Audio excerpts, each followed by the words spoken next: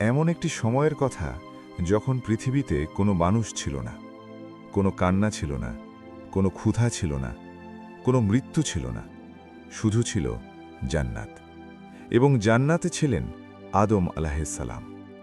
আদম আলাইহিসসালাম আল্লাহর নিজের হাতে তৈরি। আল্লাহ যখন তাকে তৈরি করলেন, ফেরেশতাদের বললেন, সিজদা করো। সব ফেরেশতা সিজদা করল, শুধু একজন করল না, ইবলিস। ইবলিস বলল, আমি তার চেয়ে উত্তম। তুমি আমাকে আগুন দিয়ে বানিয়েছ, তাকে মাটি দিয়ে। আল্লাহ বললেন, বের হয়ে যাও। ইবলিস বেরিয়ে যাওয়ার আগে বলল, আমি তোমার এই বান্দাকে পথ থেকে সরাবই। আদম আলাইহিসসালাম জান্নাতে, সব কিছু আছে। আল্লাহ বললেন, যা চাও খাও, যেখানে চাও যাও, শুধু একটি গাছের কাছে যেও না। জান্নাতে আদম আলাইহিসসালাম একা ছিলেন। আল্লাহ তার পাঁজর থেকে তৈরি করলেন হাওয়া আলাইহিসসালাম, পৃথিবীর প্রথম মহিলা। সাদা পোশাকে, সাদা হিজাবে। আদম আলাইহিসসালাম তাকে দেখলেন, মন ভরে গেল। দুজন মিলে জান্নাতে, এর চেয়ে সুন্দর জীবন কি হতে পারে? কিন্তু ইবলিস, সে ভুলেনি তার প্রতিশ্রুতি। সে এলো চুপি চুপি। সে বলল, আদম, ওই গাছটি দেখছ?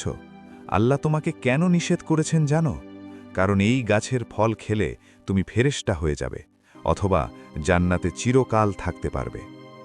আদম আলাইহিসসালাম দ্বিধায় পড়লেন। ইবলিস আবার বলল, আমি তোমার শুভাকাঙ্ক্ষী। কোরআনে আল্লাহ বলেছেন, ইবলিস তাদের শপথ করে বলল, আমি তোমাদের শুভাকাঙ্ক্ষী। আদম আলাইহিসসালাম এবং হাওয়া আলাইহিসসালাম সেই গাছের কাছে গেলেন, ফল খেলেন। সঙ্গে সঙ্গে একটি অনুভূতি, লজ্জা। তারা নিজেদের দিকে তাকালেন। জান্নাতের পোশাক সরে গেছে। তারা গাছের পাতা দিয়ে ঢাকার চেষ্টা করলেন। তারপর আল্লাহর পক্ষ থেকে ডাক এলো, আদম, আমি কি তোমাকে ওই গাছের কাছে যেতে নিষেধ করিনি এবং বলিনি ইবলিস তোমার স্পষ্ট শত্রু? সেই মুহূর্তটা আদম আলাইহিসসালাম মাথা নিচু করলেন, হাওয়া আলাইহিসসালাম মাথা নিচু করলেন। কোনো অজুহাত নেই, কোনো তর্ক নেই। তারা বললেন, রাব্বানা জালামনা আনফুসানা ওয়া ইন লাম তাগফির লানা ওয়া তারহামনা লানাকুনান্না মিনাল খাসিরিন।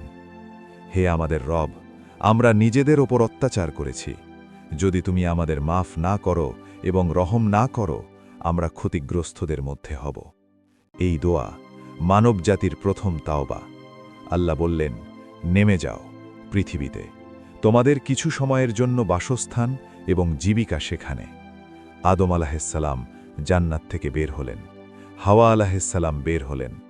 ভাবুন সেই মুহূর্তটা, যে জান্নাতে সব কিছু ছিল, সেখান থেকে বের হচ্ছেন, ঢুকছেন একটি অজানা জায়গায়, পৃথিবীতে। আদম আলাইহিসসালাম কাঁদলেন, দীর্ঘ কান্না, এত কান্না যে বলা হয় সেই কান্নায় পৃথিবীতে নদী তৈরি হয়েছে।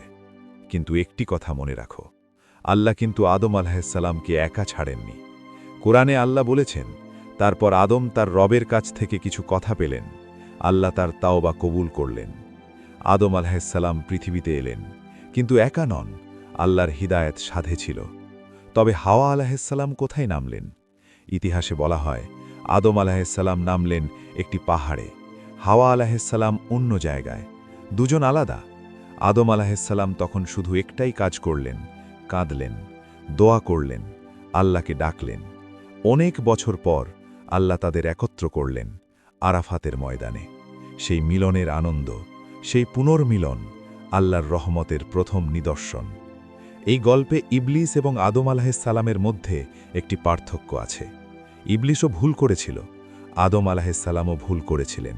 কিন্তু ইবলিস অহংকার করল, বলল আমি তার চেয়ে ভালো, নিজের ভুল স্বীকার করল না। আদম আলাইহিসসালাম তাওবা করলেন, বললেন আমরা নিজেদের ওপর অত্যাচার করেছি, মাথা নিচু করলেন। একটি ভুল, দুটি প্রতিক্রিয়া, দুটি ভিন্ন পরিণতি। ইবলিস চিরকালের জন্য অভিশপ্ত। আদম আলাইহিসসালাম আল্লাহর মনোনীত নবী, মানবজাতির পিতা। পার্থক্য কোথায়? তাওবায়। এই গল্পে আরও একটি শিক্ষা, আল্লাহ আদম আলাইহিসসালামকে জান্নাত থেকে বের করলেন, কিন্তু শাস্তি হিসাবে নয়, পরিকল্পনা হিসাবে। আল্লাহ চেয়েছিলেন পৃথিবীতে একজন খলিফা হবে। আদম আলাইহিসসালাম সেই খলিফা। জান্নাত থেকে বের হওয়া পতন ছিল, কিন্তু সেই পতন থেকেই শুরু হল মানবজাতির যাত্রা, আল্লাহর দিকে ফেরার যাত্রা। আজ তুমি যদি কোনো ভুল করে থাকো, মনে রেখো আদম আলাইহিসসালামের কথা। তিনি জান্নাতে ভুল করেছিলেন, তারপর তাওবা করেছিলেন, আল্লাহ মাফ করেছিলেন। তুমিও পারবে। শুধু বলো, রাব্বানা জালামনা আনফুসানা ওয়া ইন লাম তাগফির লানা ওয়া তারহামনা লানাকুনান্না মিনাল খাসিরিন। আল্লাহ মাফ করেন। আদম আলাইহিসসালামকে করেছিলেন, তোমাকেও করবেন, সব সময়। সমাপ্তি। তারপর আদম তার রবের কাছ থেকে কিছু কথা পেলেন। আল্লাহ তার তাওবা কবুল করলেন। নিশ্চয়ই তিনি তাওবা কবুলকারী, পরম দয়ালু। সূরা আল বাকারা, আয়াত ৩৭। জান্নাত থেকে বের হওয়া পতন ছিল, কিন্তু তাওবা সেই পতনকে যাত্রায় পরিণত করেছিল।